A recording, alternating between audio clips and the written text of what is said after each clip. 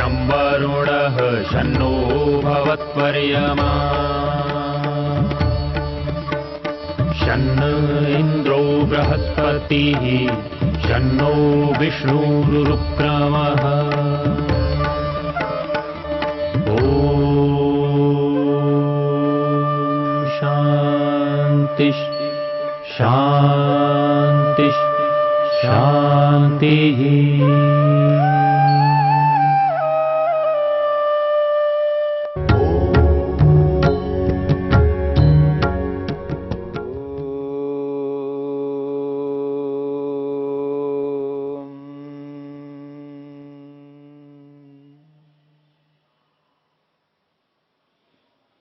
समाधिपाद के 43वें सूत्र को लेकर के हम विचार कर रहे हैं। स्मृति परिशुद्धो स्वरूप शून्य इव अर्थमात्र निर्भासा निर्वितर्का। महर्षि पतंजलि ने संप्रज्ञात समाधि के 4 भेद बताए हैं। उन 4 भेदों में पहला भेद है सवितर्का समापत्ति, जो 42वें सूत्र में स्पष्ट किया है। इस 43वें सूत्र में निर्वितर्का समापत्ति को लेकर के बात कही है। पहली समाधि है सवितर्का समापत्ति, दूसरी समाधि है निर्वितर्का समापत्ति, जिसमें अर्थमात्र निर्भासा, केवल अर्थ पदार्थ मात्र प्रकट हो रहा होता है। उस पदार्थ, उस वस्तु का जो नाम है और उसका जो ज्ञान है, ये दोनों दब जाते हैं। अर्थात अर्थ मुख्य रहता है, नाम और उसका ज्ञान ये गौण हो जाते हैं। ऐसी समाधि को, ऐसी समापत्ति को निर्वितर्का समापत्ति कहते हैं।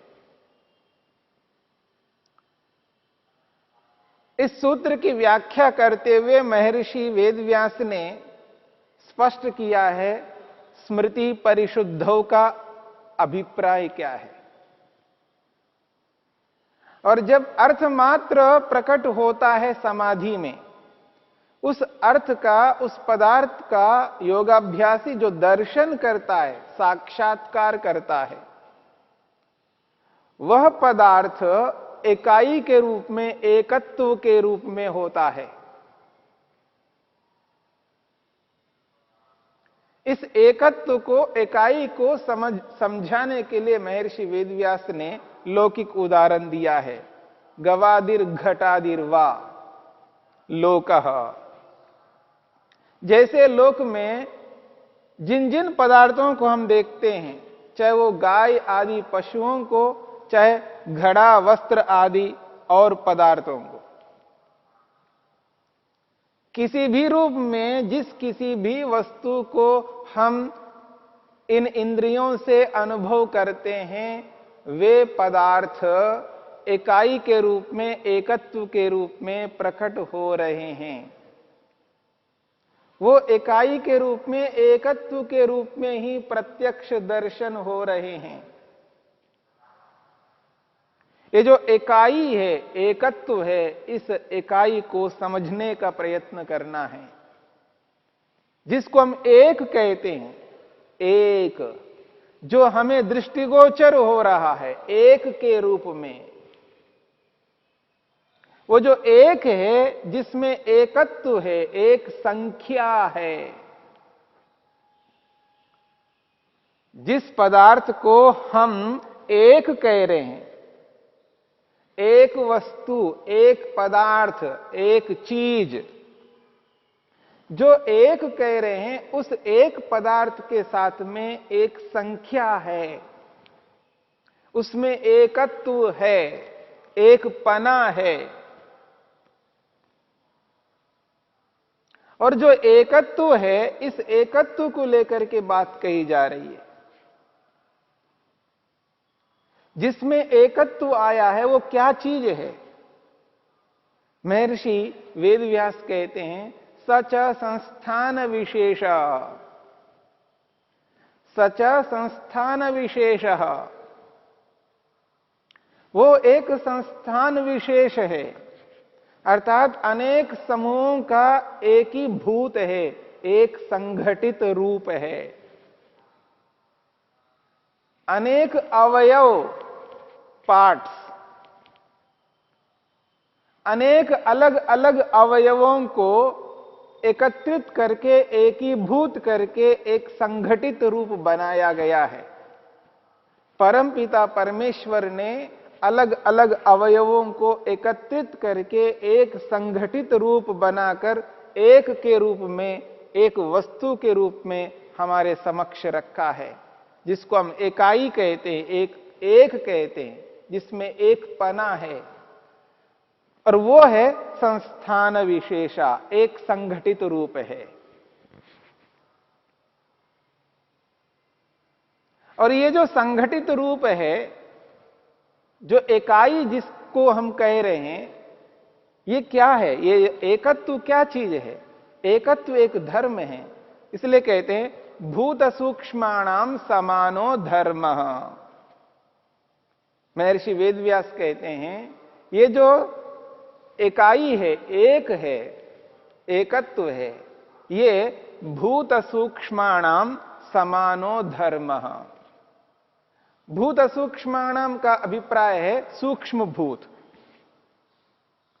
पंच तन्मात्राएं, पांच तन्मात्राएं, गंध तन्मात्रा, रस तन्मात्रा, रूप तन्मात्रा, स्पर्श तन्मात्रा और शब्द तन्मात्रा। ये पांच तन्मात्राएं हैं जिनको सूक्ष्म भूत कहते हैं। इन्हीं को महर्षि वेदव्यास ने भूत सूक्ष्माणाम कहा है, अर्थात सूक्ष्म भूतों का समानो धर्म, एक समान धर्म है। ये जो इकाई है, एकत्व है, जिसमें एक पना है, ये जो एकत्व है, यह एकत्व रूपी धर्म समस्त सूक्ष्म भूतों का धर्म है, एक अवयव का नहीं है। सभी अवयवों का धर्म है वो एकत्व। यानी सभी अवयवों को, जिन अवयवों को मिला करके हमने जिसको एक कहा है, वो एक पना, वो एकत्व किसका? इन सभी सूक्ष्म भूतों का धर्म है। ऐसा नहीं है कुछ अवयवों का धर्म है और कुछ अवयवों का धर्म नहीं है। सभी अवयवों का वो धर्म है, एकत्व। इसलिए महर्षि वेदव्यास कहते हैं सच संस्थान विशेष भूत सूक्ष्माणाम समानो धर्म। भूत सूक्ष्माणाम समानो धर्म। आत्मभूतः फलेन व्यक्तेन अनुमितः। कहते हैं आत्मभूतः, ये उन समस्त अवयवों का प्रकट स्वरूप है। आत्मभूत का मतलब है यहां उन अवयवों का यह स्वरूप है। कैसा स्वरूप? प्रकट स्वरूप है, जो दिखाई दे रहा है, इंद्रियों से दृष्टिगोचर हो रहा है। उन समस्त अवयवों का वो स्वरूप है। यहां आत्मा शब्द स्वरूप को कहता है। आत्मभूतः, उन समस्त अवयवों का ये प्रकट स्वरूप है। फलेन व्यक्तेन अनुमितः, ये प्रकट रूपी फल से, एकत्व रूपी प्रकट फल से ये अनुमितः जाना जाता है। व्यक्त का मतलब प्रकट, व्यक्त का मतलब प्रकट, और फलेन का अभिप्राय है अवयवों का फल, एकत्व रूपी फल। अवयवों का एकत्व रूपी फल से ये प्रकट होता है। जाना जाता है हम सबके द्वारा। अर्थात अवयवों का फल अवयवी है, इकाई है, एकत्व है। जैसे मिट्टी का फल क्या है? घड़ा है।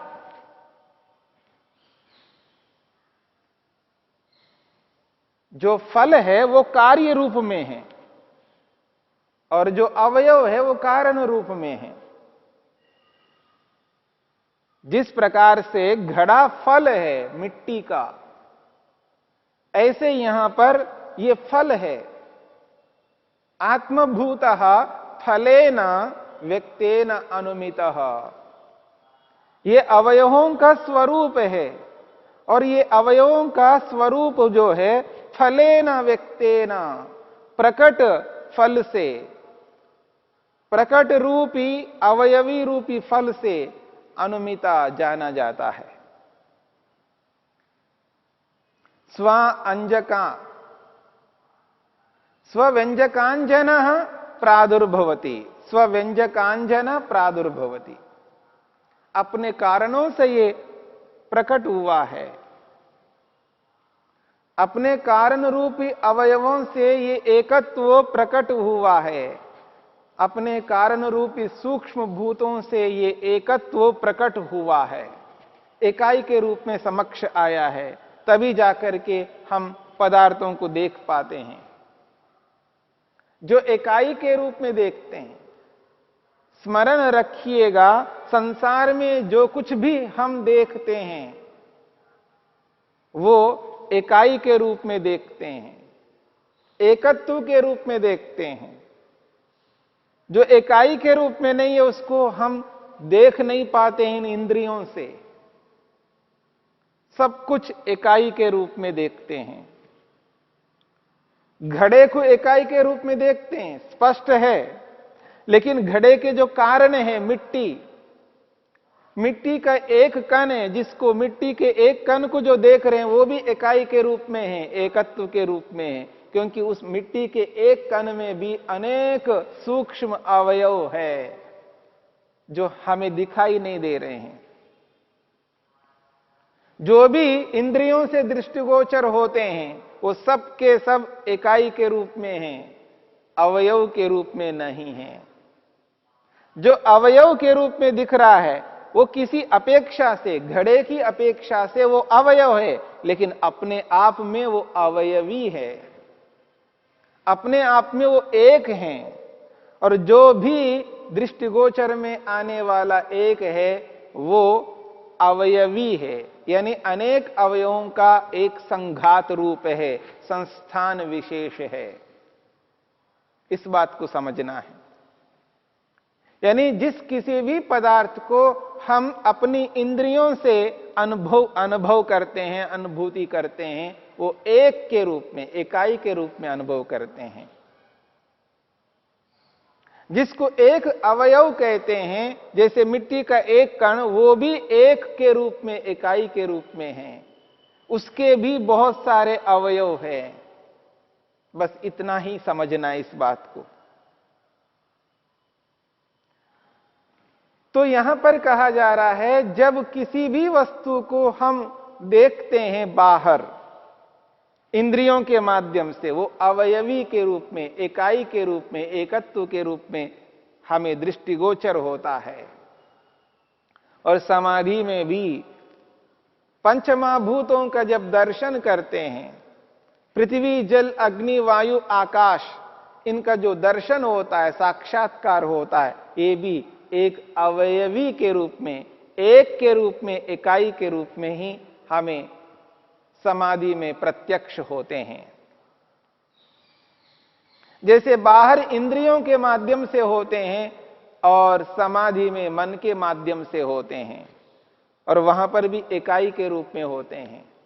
जिस पृथ्वी तत्व का दर्शन समाधि में करते हैं, जो सूक्ष्म है, इन इंद्रियों से दृष्टिगोचर में नहीं आता है, उसको समाधि में बैठ करके जब उसका साक्षात्कार योगी करता है, उस पृथ्वी तत्व का, एक का जो हमें बोध होता है, वो भी एक अवयवी के रूप में, इकाई के रूप में, एकत्व के रूप में होता है। क्योंकि उसके भी बहुत सारे अवयव होते हैं, उसके भी कारण होते हैं। उन्हीं कारणों को यहां पर भूत सूक्ष्माणाम शब्द से स्पष्ट किया है।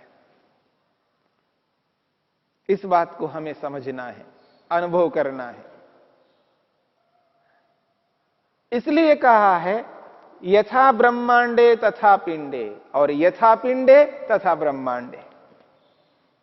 जो ब्रह्मांड में, जो संसार में जिस किसी इकाई को, एक पदार्थ को, एक वस्तु को हम इंद्रियों से देखते हैं, वैसे ही अंदर, शरीर के अंदर समाधिस्थ होकर के जिन पदार्थों का दर्शन साक्षात्कार करते हैं, उन पदार्थों में जो पहला तत्व है पृथ्वी तत्व, पंचमहाभूतों का पहला तत्व, वो जो पृथ्वी तत्व है जिसका साक्षात्कार होता है, वो भी इकाई के रूप में, एक के रूप में दृष्टिगोचर होता है। इसी बात को लेकर के यहां पर स्पष्ट किया है। महर्षि वेदव्यास कहते हैं धर्मांतरस्य कपालादेर उदये च तिरो भवति। धर्मांतरस्य कपालादेह उदये च तिरो भवति। जब एक के रूप में, इकाई के रूप में जिस वस्तु को देख रहे हैं, जैसे एक घड़े के रूप में देख रहे हैं, जब वो एक घड़ा नहीं रहता है, कपालादे हृदये, जब कपाल के टीकरे के रूप में, टुकड़ों के रूप में जब वो बिखर जाता है, टुकड़े टुकड़े हो जाते हैं घड़े के, उस स्थिति में दूसरा धर्म आया। यहां पर पहले एकत्व धर्म था, एक घड़े के रूप में था, अब कपाल हो जाए, उसके टुकड़े टुकड़े हो जाए, तो अब अवयव रूपी धर्म उसमें आ जाए। ये अवयव है, अवयव रूपी धर्म वहां पर उत्पन्न होता है, और एकत्व रूपी धर्म तिरो भवति, वो नष्ट हो जाता है, हट जाता है। और जो एक के रूप में, एकत्व के रूप में है, स एषा धर्मो अवयवी इति उच्यते। स एषा धर्म, वह जो एक रूप में हमारे समक्ष आया है, एक के रूप में जो प्रकट हो रहा है, चाहे बाहर प्रकट हो रहा है, चाहे वो समाधि में प्रकट हो रहा है, जो एक है, जिसमें एकत्व है, स एषः धर्म, वह ये जो धर्म है एक के रूप में, अवयवी इति उच्यते, उसी को अवयवी कहते हैं, उसी को अवयवी कहते हैं। अवयव और अवयवी, अवयव अलग अलग होते हैं और अवयवी एक होता है। एक वस्तु को, एक पदार्थ को अवयवी कहा है, और उसके टुकड़ों को, उसके अलग अलग पार्ट्स को अवयव कहा है। तो अवयव और अवयवी, अवयव दिखते नहीं हैं और अवयवी दृष्टिगोचर में आते हैं।